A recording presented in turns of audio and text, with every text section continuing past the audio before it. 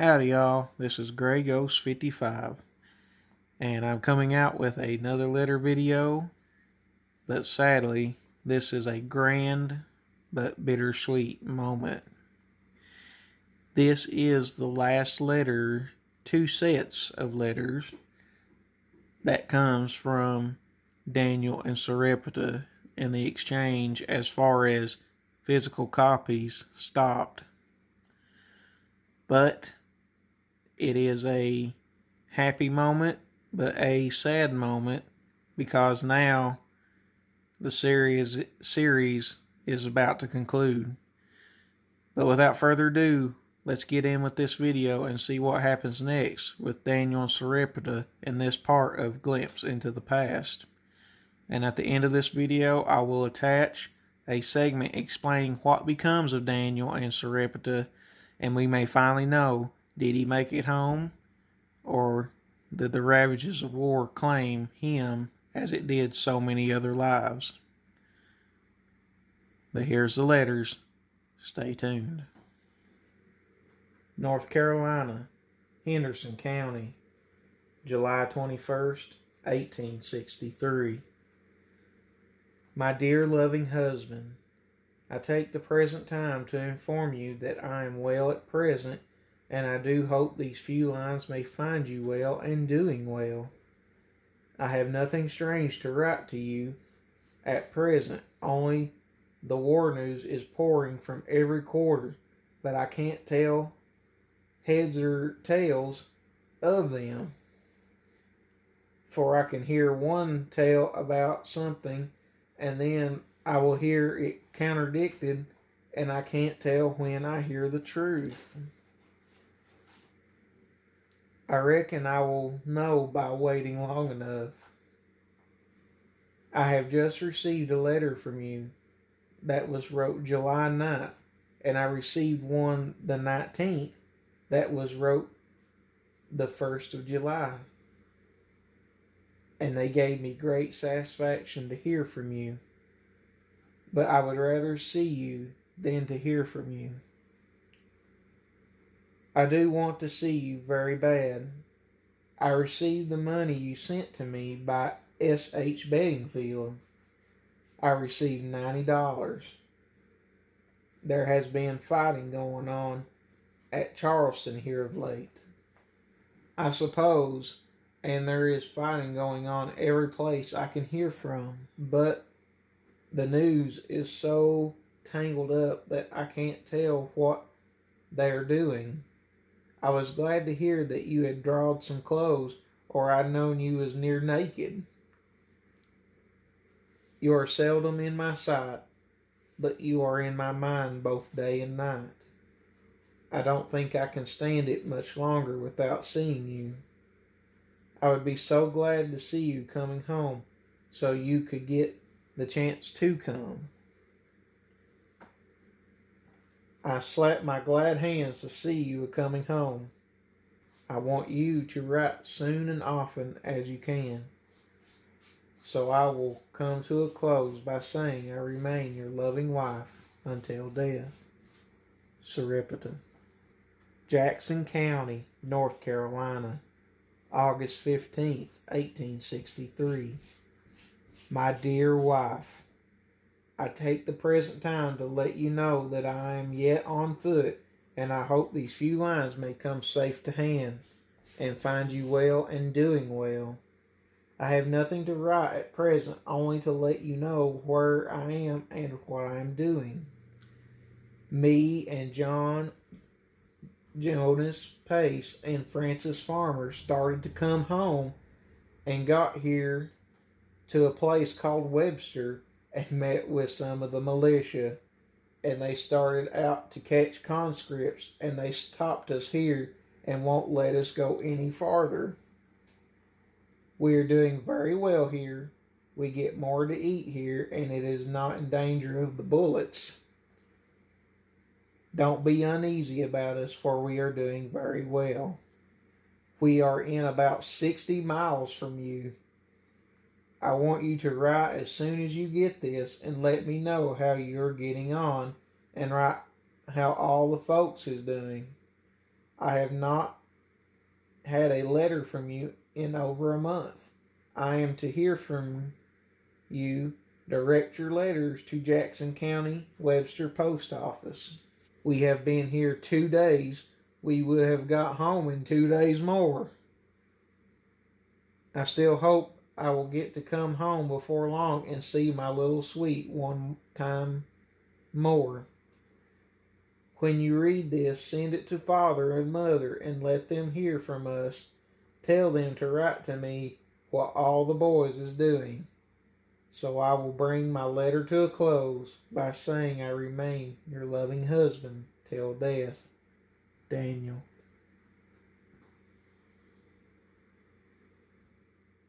Howdy, y'all. Gray Ghost 55 here. Wow, what a set of letters, huh?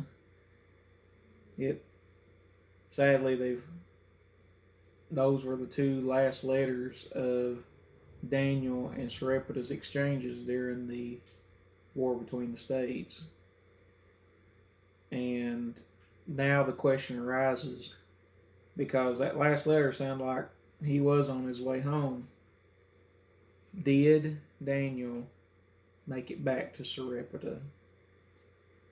And the answer to that question is yes, he did. And now I'm gonna go over a few things that I researched with to help kind of bring all these exchanges to an ending or a conclusion. With the lovely help of my cheat sheet.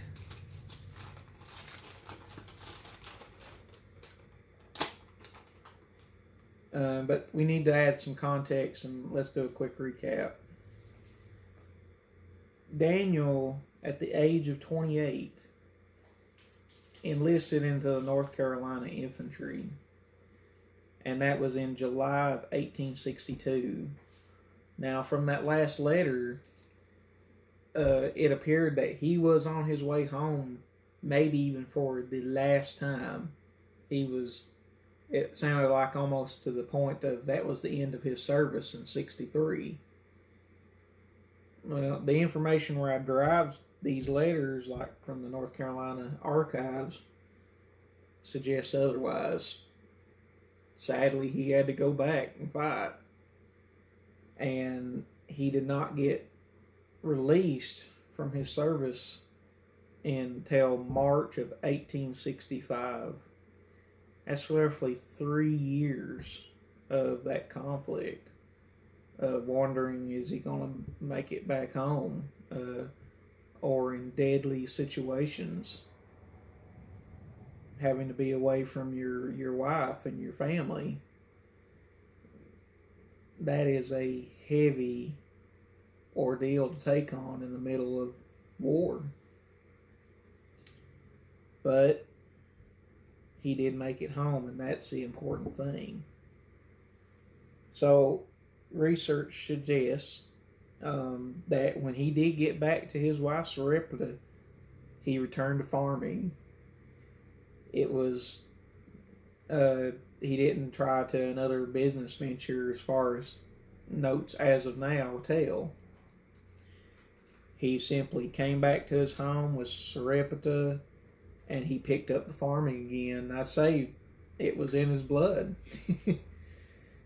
It's how he was raised, and he wanted to continue that. That's something to be pretty looked high upon. But Daniel did some other things, though. In August of 1865, he became a preacher, and he felt the call of God, despite seeing the worst of humanity had to offer. He took upon himself, and he became a preacher, and he responded to the Lord's call. It was, and this is by validation. There wasn't no stories behind this. Attached to the letters was a certificate to preach. It doesn't name what kind of congregation. It just merely a certificate with his name stating he can preach. And that was very awesome to find. But moving on, as far as I can find, um, Daniel, when he had that exchange of letters with Sarepta concerning Slocum, his what appears to be his first child, his son, that so sadly passed away while he was at war. There is no other records beside the letters stating his existence, because census records work within a 10-year cycle. If you don't know, they list the population for other things and other rules, but it is a great source of research for people doing genealogy. But none of the census records list Slocum, and as far as I can find, there is no other documentation other than Daniel and Sarepta's letters that say he was here with us. We know the Lord knows, but it's a somewhat sad but grateful thing that the letters survive, so that means his memory carries on with us. But Slocum wouldn't be Daniel's only child, nor Sarepta's. They had a total of at least 8. 3 girls and 5 boys. I feel sorry for you, Sarepta. Having to take care of all that tight-knit bunch there, try to keep them out of trouble. Daniel likewise. But that is totally awesome. They had a full family. Back then, families were naturally large, and to see that kind of continuance of life is something very, very happy to be, or I find it enjoying. So so let's do this here is that Daniel returned to farming with Sarepta. They stayed married. He picked up how to preach, started preaching to people. But one of the best things though is that Daniel and Sarepta went to have a very long life. But as we know, where all things begin, they have to come to an end, right? So the Lord would call on Daniel to come home, and he passed away in 1914, thus making him 80 years old. That is a lot of strain on the body, and that is just a complete testament of how tough, how much grit he had to live such a long time compared to what he had to deal with. The regular chores of running a farm, the daily strains of working a garden, and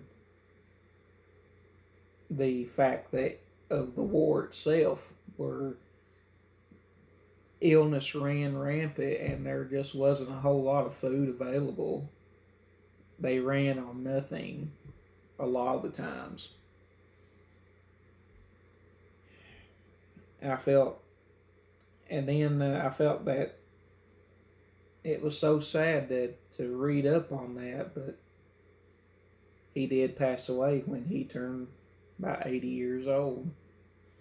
The Sarepta would go on to reunite with Daniel in heaven in the year of 1932.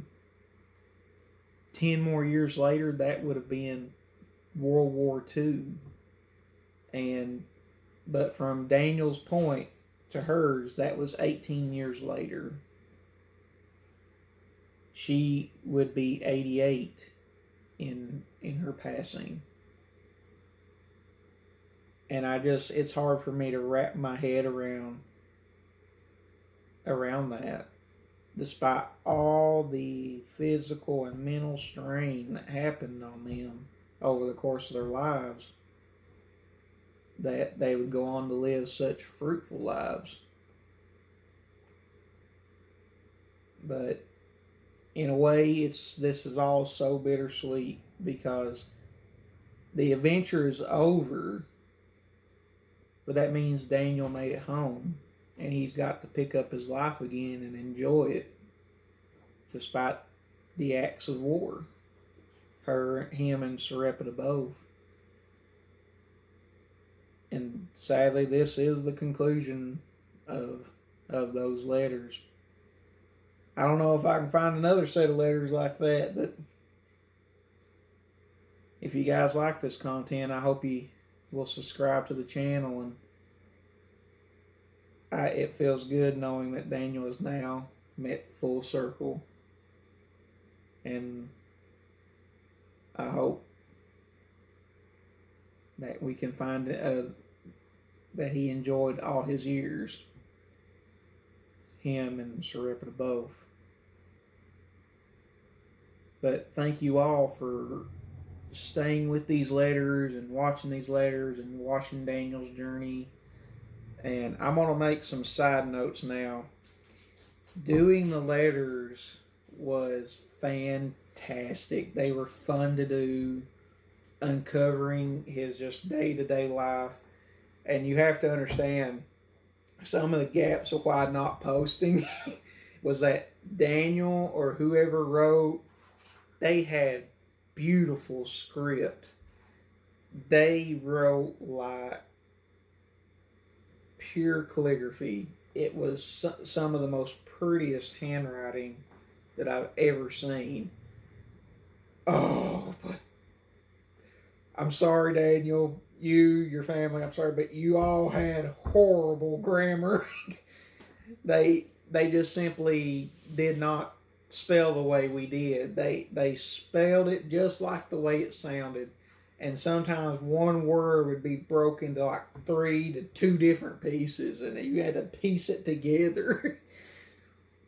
It gave me and many people headaches trying to decipher what these letters said.